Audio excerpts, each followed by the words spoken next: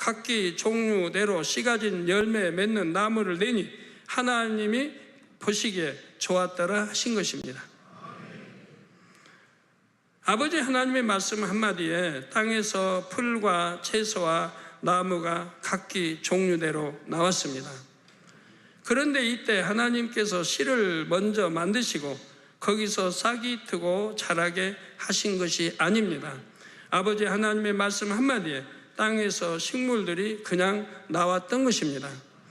땅 속으로는 뿌리가 생겼고 땅 위로는 줄기가 자라고 잎이 나며 꽃이 피고 열매가 맺혔지요. 과일 나무가 열매를 맺으려면 보통 수년이 걸립니다. 그러나 창조 셋째 날에는 순간에 그 모든 일이 이루어졌습니다.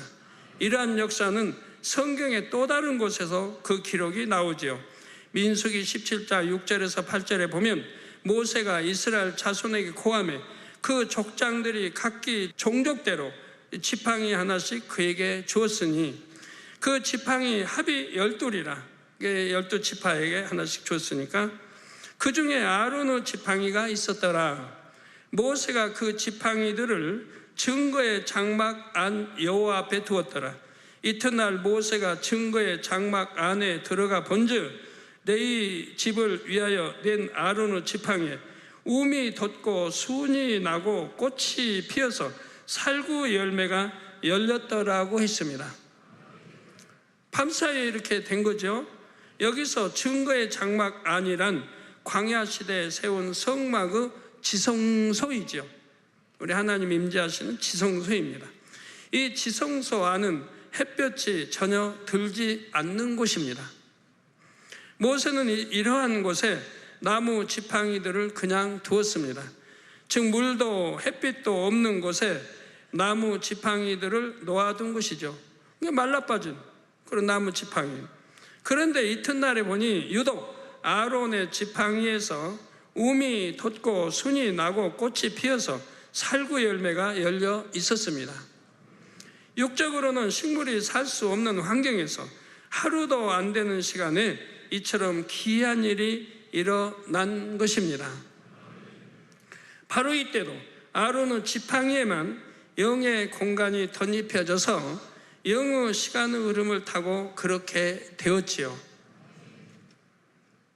그래서 하나님께서 식물을 만드실 때 각각 씨를 갖게 하셨다 했습니다. 씨 속에는 생명이 있어서 대를 이어가며 스스로 번성할 수가 있죠. 또 스스로 번성할 수 있는 능력까지 주셨습니다. 하나님께서 식물을 창조하실 때 처음부터 그렇게 설계하신 것입니다. 하나님께서는 각 식물들에게 씨를 가장 효과적으로 퍼뜨리는 능력까지 넣어주셨습니다. 식물은 땅에 뿌리를 내리고 있기 때문에 특별히 다른 방법이 없는 한 씨들도 그 주변에 떨어지게 됩니다. 이렇게 한 군데에 많은 씨가 떨어진다면 그 씨들이 싹을 틔워 자랄 때 치열한 경쟁을 해야 할 것입니다. 땅이 좁기에 물과 양분을 조금밖에 흡수하지 못해서 전체적으로 부실하게 자랄 수 있지요. 그래서 식물의 씨앗이 떨어질 때 할 수만 있다면 각각 멀리 흩어지는 것이 각 개체의 유익이 됩니다.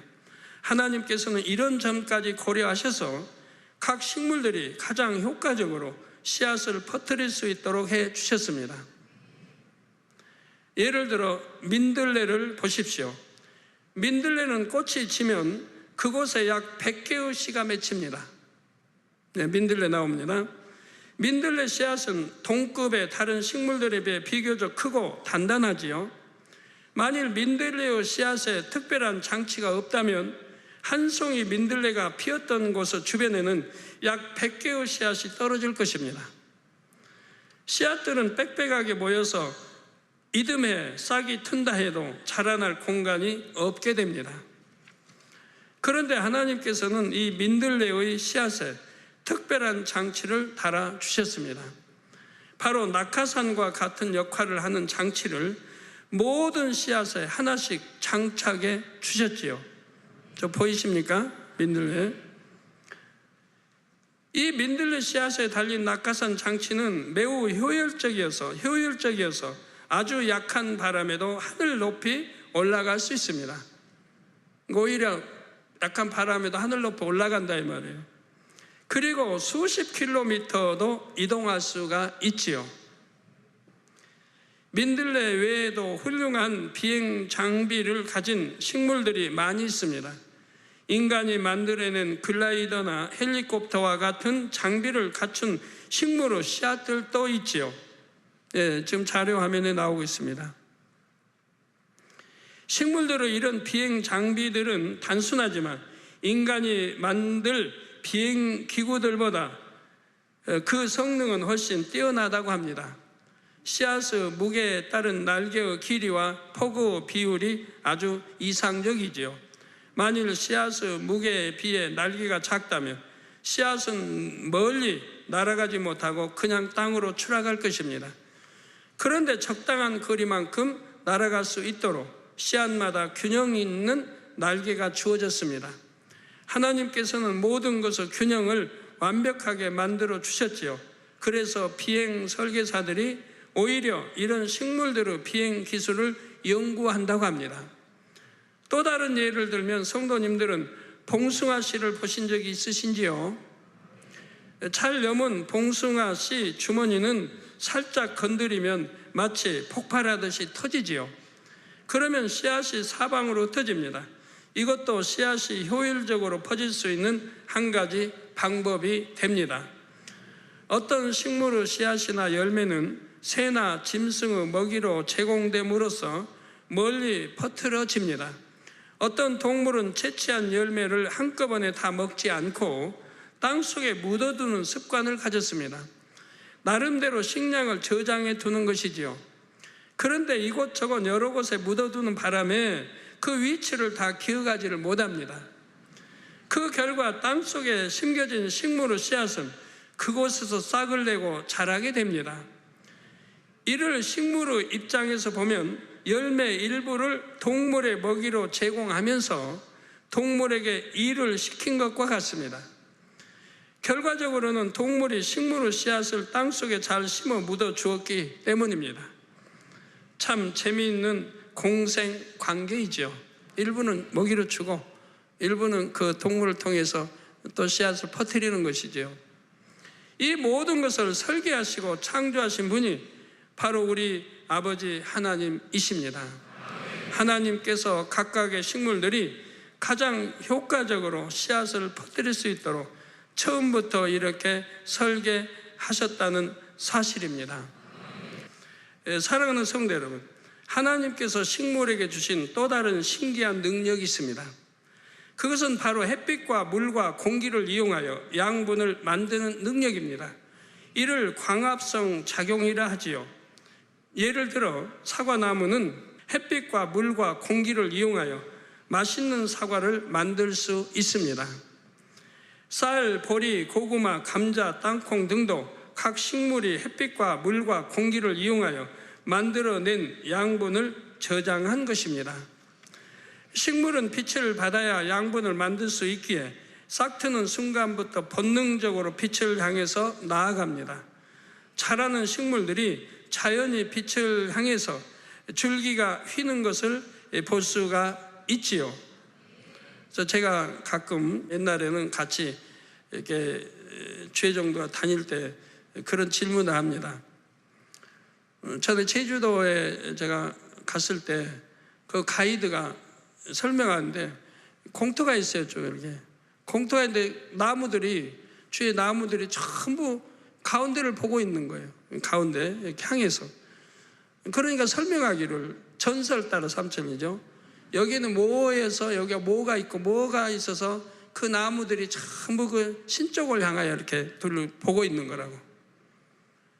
제가 볼 때는 전혀 아닌데, 그래서 그날 가이드 말을 이렇게 자를 수도 없고, 그래서 그냥 웃으면서 넘어갔습니다만은, 비어 있으니까, 숲인데 주변이 비어 있으니까 자연히 햇빛이 들어오잖아요.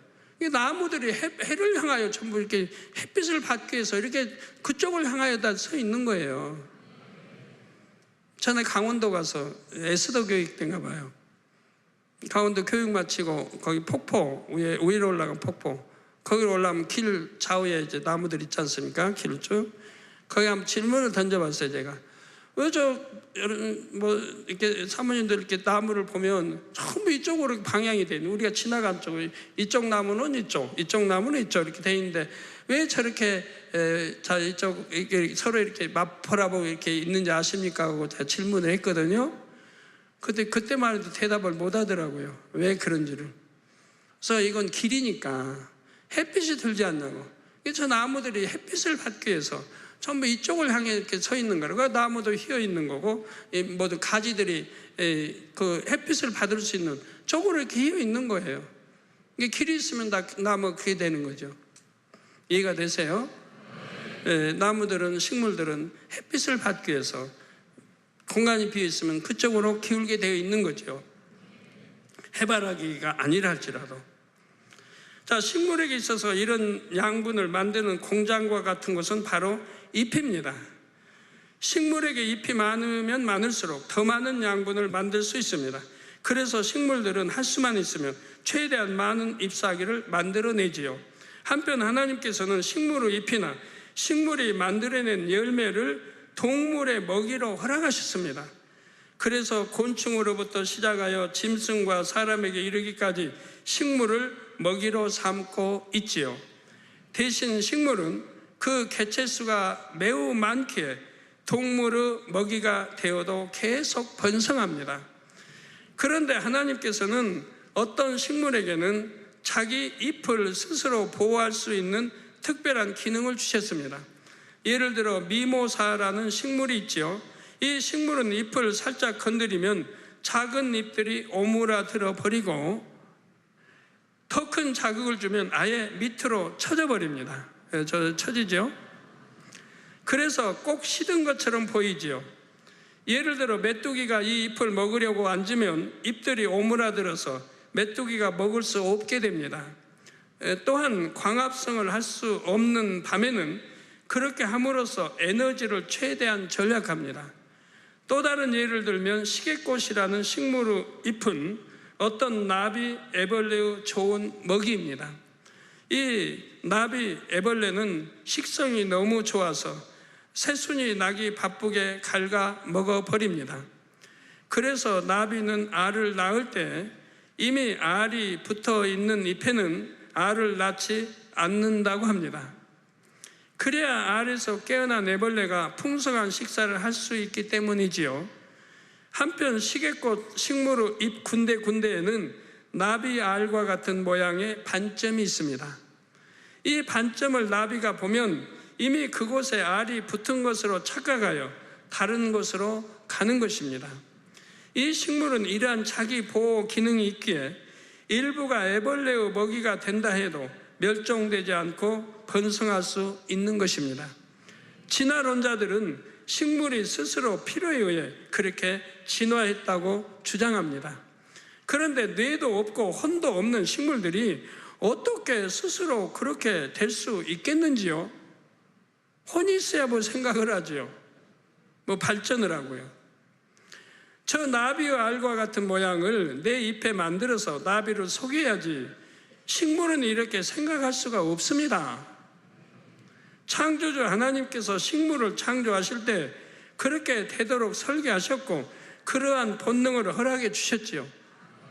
그러 이런 식물들만 그런 게 아니라 모든 식물이나 모든 꽃들은 자기를 지키고 또 퍼뜨리고 항상 살아남을 수 있는 방법을 전부 나름대로 하나님 역사해 주셨습니다. 동물도 마찬가지고 곤충도 마찬가지고 이걸 다 설명하려고 하면 이것만 설명하려고 해도 몇 달이 걸려야 되니까 몇 가지만 추려서 설명해 드리는 거예요. 지금 일일이 동물들 다 이렇게 한다면 예를 들어 식물을 먹고 사는 이 동물들은 아주 새끼도 잘 낳고 번성을 많이 하지 않습니까? 누떼든 이런 거 식물을 먹고 사니까 때가 많아도 뭐 수십만 마리가 있고 해도 살아간다 이 말이에요. 그 본능 줘 하나님이 본능을 줘서 이제는 풀이 없을 때 이제 비가 오지 않을 때는 또 이동하게 한다 이 말이에요. 수천 킬로를 이동한다 이 말이에요. 나침반이 있는 것도 아니에요. 지도가 있는 것도 아니에요. 그래도 그들은 본능적으로 그걸 압니다. 이제 비가 오지 않을 거를, 갖고 먹을 식물이 없을 거를, 그건 굶으러 죽을 수가 없기 때문에 본능적으로 이동을 한다 이 말이에요. 비가 오는 곳으로 수천리를 또 이동한다 이 말이에요. 그래서 거기에서 또 자란 풀을 먹고, 또 이쪽이 이제 비가 와서 식물을 자랄 때면 또 이동을 합니다. 뭐 지도가 있습니까? 머리에 뭐 그런 지식이 담겨 있습니까? 사람이라도 지도 없고 뭐 한다면 참 찾아가기 어려운 그 머나먼 길을 그렇게 한단 말이에요. 하나님이 그들 나름대로 살 수 있는, 다 본능적으로 살 수 있도록 역사해 주셨다 이 말입니다. 그러면 이거 이제 초식 동물은 그렇고, 육식 동물, 고기를 먹고 사는 동물들은 또 어떻게 살아갑니까? 그들이 살아갈 수 있도록 초식 동물은 많이 번성해서 잘 낳아서 키워서 얼게 해놨어요. 그걸 충분히 먹을 수 있도록. 먹어도 또 튼튼한 거는 보다 연약한 거, 병들고 다리 뭐 절룩거리고 그런 것들 주로 잡아먹잖아요. 튼튼한 건 잘 도망가니까. 그리고 사자만 해도 만약에 새끼 낳는 대로 해서 사자 수가 많다면 이거 동물들이 살아남겠습니까? 씨를 말려버리죠. 그러니까 사자는 사자대로 또 하나님이 다 방법을 주셨어요. 새끼 아무리 낳아도 또 다른 강한 수사자가 와서 싸워서 또 이기고 또 정복해서 머리가 되면 다른 사자가 난 새끼들을 다 잡아 죽여버려요. 자기 새끼 아니면. 자기대로 이렇게 만드는 거예요. 종적을 더 많이 퍼뜨릴 수 없도록 잡아 죽여버리고, 그 자기가 난 새끼로 또 커야 되고, 또 많이 굶어 죽고, 난 새끼 그대로 번성할 수가 없죠. 그래서 또 아프리카든 이런 게 또 유지가 된다 이 말이에요.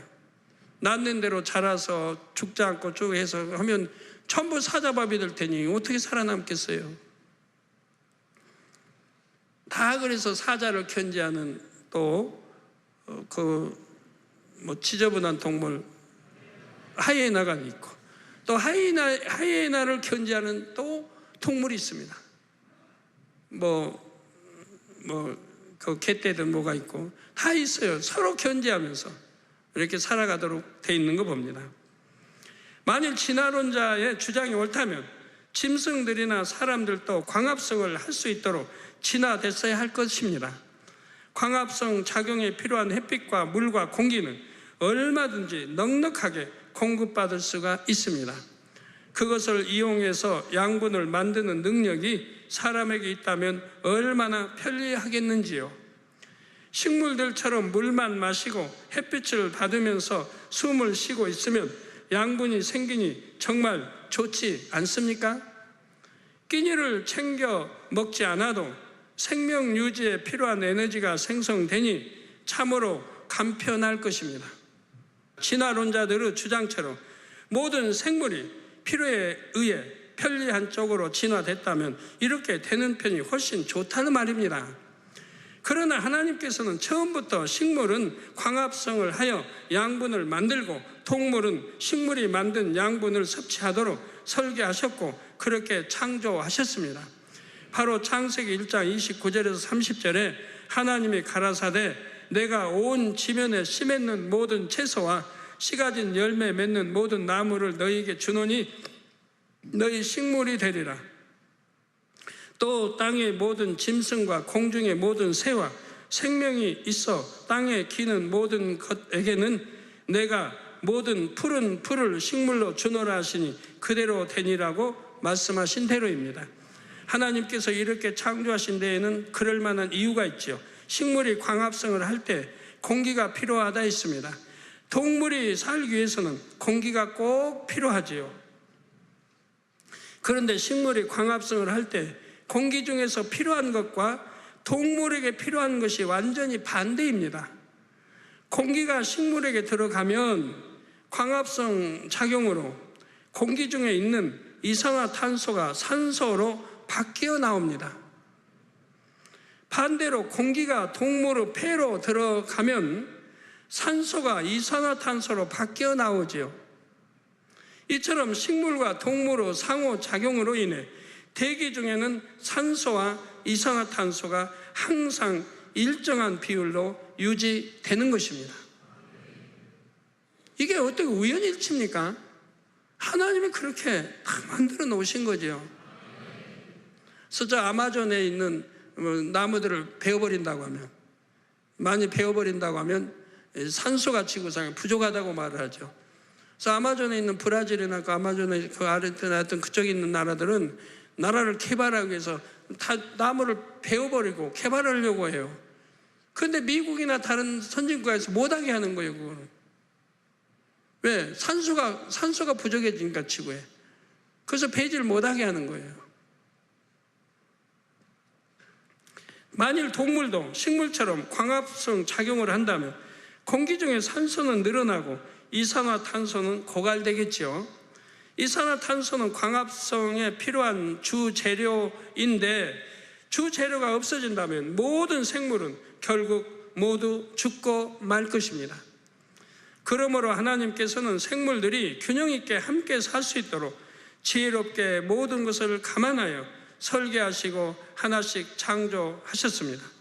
식물에 담긴 하나님의 창조 섭리를 모두 찾아 설명하고자 한다면 매우 많습니다.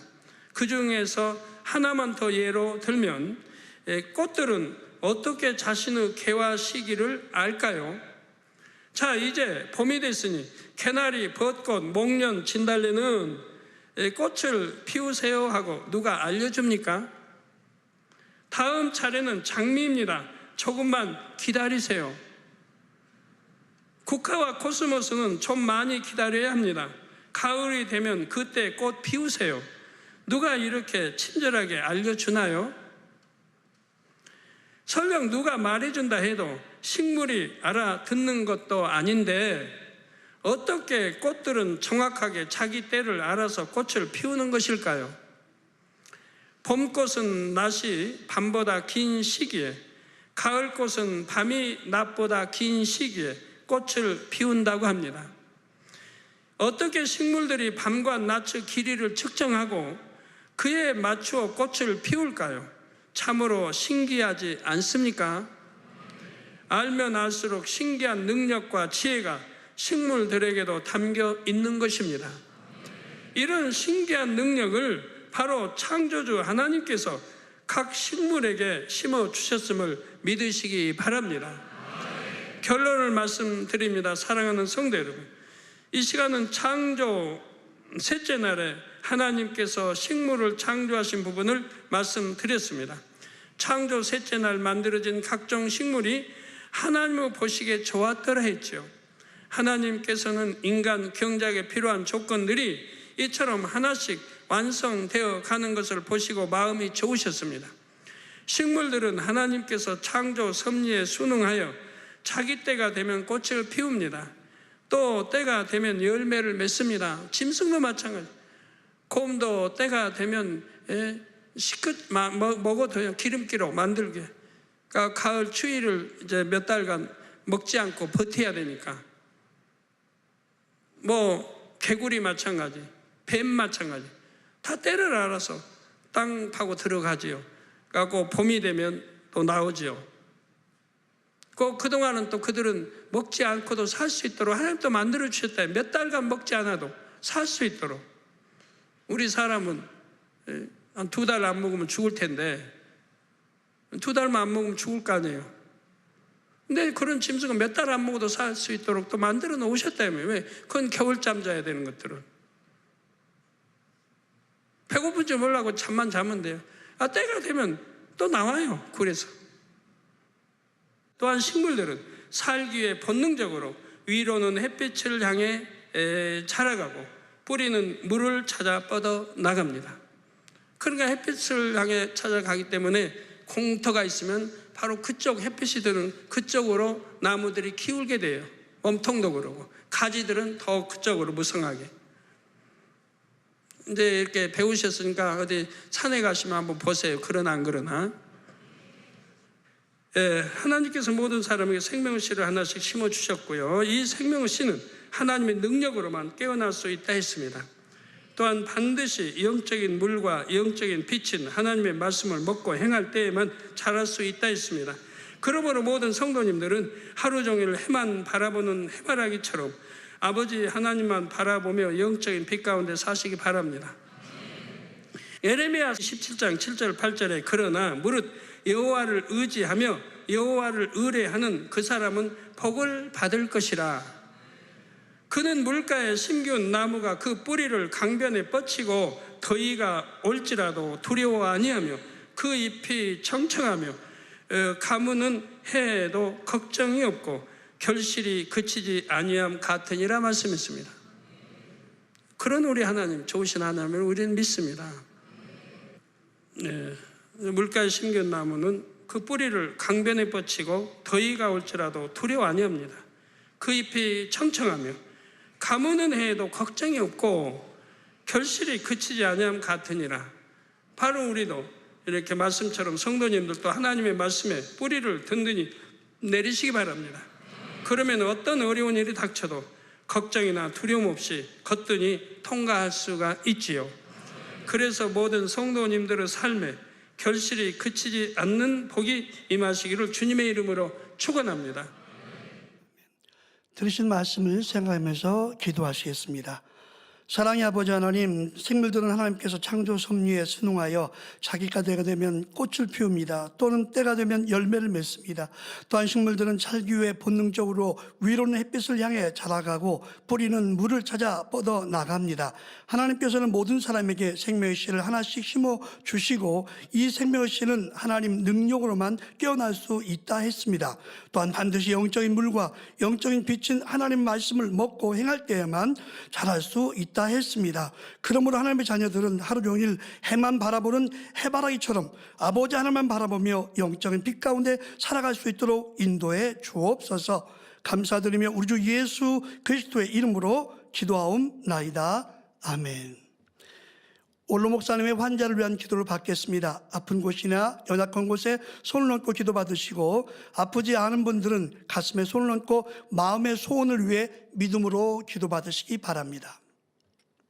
할렐루야. 전능하신 사랑의 아버지 하나님, 이 시간 기도 받는 모든 성도님들 위해 안수하여 주옵소서. GCN과 인터넷과 화상을 통해 기도 받는 지교회와 지성전 그리고 전세계 하나님의 자녀들 위에도 시공간을 초월하여 역사하여 주시기를 원합니다. 믿어지는 믿음을 주시고 부정적인 생각과 의심의 세력을 물리쳐 주옵시며 모든 시험 환난도 물리쳐 주옵소서. 머리부터 발끝까지 오장육부 뼈 마디마디 온몸의 신경 조직 세포 등 아픈 곳마다 성령의 불로 태우시고 근본의 빛으로 역사하여 주옵소서. 예수 그리스도의 이름으로 명하노니 원수마귀 사단 모든 질병 균 연약함아 물러가라. 빛이여 임하라. 모든 불치 난치병도 성령의 불로 태워 깨끗하게 역사하여 주옵소서. 말라리아를 비롯한 모든 풍토병도 물리쳐 주옵소서. 감기, 기침, 열, 몸살, 독감 등 각종 유행성 질병도 다 물러가라. 어떠한 유행성 질병 균도 틈타지 않게 지켜 주옵소서.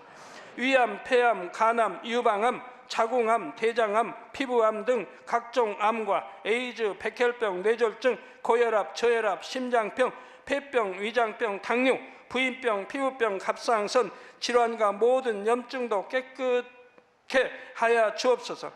소아마비, 중풍, 관절염, 디스크도 온전케 하여 주옵소서. 요통, 두통, 신경통을 비롯한 모든 통증은 사라질지어다. 간질, 자폐증, 우울증, 조울증, 노이로제 등 모든 정신질환도 물러가라. 모든 마비된 것도 풀어지고 일어나 걷고 뛸지어다. 눈도 잘 보이게 하옵시고 귀도 잘 들리게 하여 주옵소서. 소경은 눈을 뜨고 기머거리는 들으며 벙어리는 말할지어다. 각종 사고, 후유증도 깨끗게 하시고 부러진 뼈도 붙여 주옵소서. 화상 입은 것도 온전케 하옵소서. 화기야 물러가라. 열도 물러가라. 아버지 흉터도 나지 않게 역사해 주시기를 원합니다. 마약을 비롯하여 각종 약물과 독극물 중독도 깨끗함을 입을지어다. 죽은 신경과 세포가 살아나며 죽은 자도 살아나게 하여 주옵소서. 잉태의 축복도 주시기를 원합니다. 잉태 축복을 받으라 예수 그리스도의 이름으로 명하느니 원수마귀 사단아 하늘 공중 곳에 잡은 악의 영들아 물러가라. 그의 사자들도 물러갈지니라. 이 땅의 악한 영, 더러운 영, 거짓되고 간사한 영, 이간질하고 미혹하는 모든 어둠들은 물러가라. 모든 흉악의 결박을 풀고 어둠아 물러가라. 빛이여 임하라. 아버지 하나님, 부르짖어 기도할 수 있는 능력을 주시고 죄를 버리고 성결될 수 있는 능력을 주옵소서. 영혼이 잘됨같이 범사에 잘되게 하시고 가정의 복음화도 이루어 주시기를 원합니다. 한 주간도 모든 사고와 재앙으로부터 지켜주시고 불통이 없는 형통한 삶을 살 수 있도록 축복해 주옵소서. 성령의 불담으로 천군 천사와 주님의 불꽃 같은 눈동자로 모든 하나님의 자녀들과 가정, 일터, 사업들을 지켜주시기를 원합니다. 학생들에게 지와 명철을 더하시고 공부도 할 수 있는 뜨거운 마음과 열정도 더하여 주옵소서. 마음과 생각을 세상에 빼앗기지 않도록 지키시고 하나님을 뜨겁게 사랑하는 학생들로 축복하여 주옵소서. 하나님의 자녀들이 먹으나 마시나 입으나 무엇을 하든지 하나님 앞에 영광 돌리는 삶이 되게 축복하여 주시기를 원합니다. 나는 하나님을 만났노라, 체험했노라, 응답 받았노라, 축복 받았노라, 간증하는 입술이 되게 역사하여 주옵소서. 아버지 하나님 감사합니다. 홀로 영광 받으옵소서. 우리 주 예수 그리스도의 이름으로 기도하옵나이다. 아멘. 만민찬양 159장 감사